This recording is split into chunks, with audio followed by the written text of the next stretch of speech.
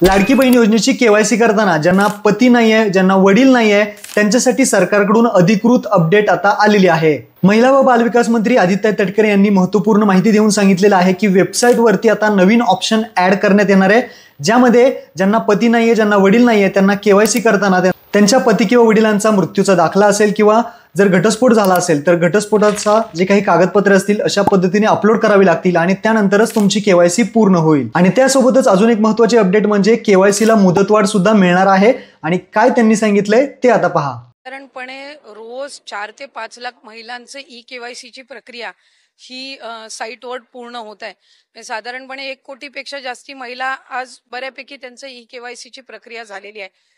ज्यांच्या पतीचं निधन झालेलं आहे किंवा वडिलांचं निधन झालेलं आहे किंवा डिवोर्स असतील म्हणजे एकल महिला असतील त्यांच्यासाठी आम्ही वेबसाईटवर एक ऑप्शनच्या संदर्भातलं एक वर्किंग करत आहोत की त्यांच्या पतीचं किंवा वडिलांचं जर निधन झालं असेल तर त्यांचं डेथ सर्टिफिकेट किंवा डिवोर्स झाला असेल तर ते डिवोर्सचे पेपर्स अपलोड करण्याच्या दृष्टिकोनातून हे आम्ही तिथं ऑप्शन्स तयार करत आहोत।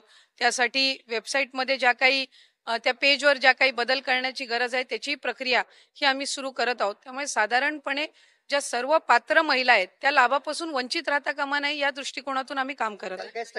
18 नोव्हेंबर पर्यंत साधारणपणे ई केवायसीची प्रक्रिया आहे। त्याच्यामध्ये पण जो मधल्या कालावधीमध्ये पाऊस झाला किंवा मराठवाडा आणि पश्चिम महाराष्ट्र काही कोकणाच्या परिसरामध्ये उत्तर महाराष्ट्रामध्ये जी अतिवृष्टी झाली या संबंध परिस्थितीमध्ये कायकांचे कागदपत्र त्यांना गमवावे लागले म्हणजे त्या पुराच्या परिस्थितीमध्ये तर त्या संदर्भातला निर्णय हा आम्ही त्यांना एक्सटेन्शन देणं मुदतवाढ देणं हे आम्ही निश्चितपणाने त्या ठिकाणी करू आणि कुठलाही पात्र लाभार्थी लाभापासून वंचित राहणार नाही याची दक्षता आम्ही नक्कीच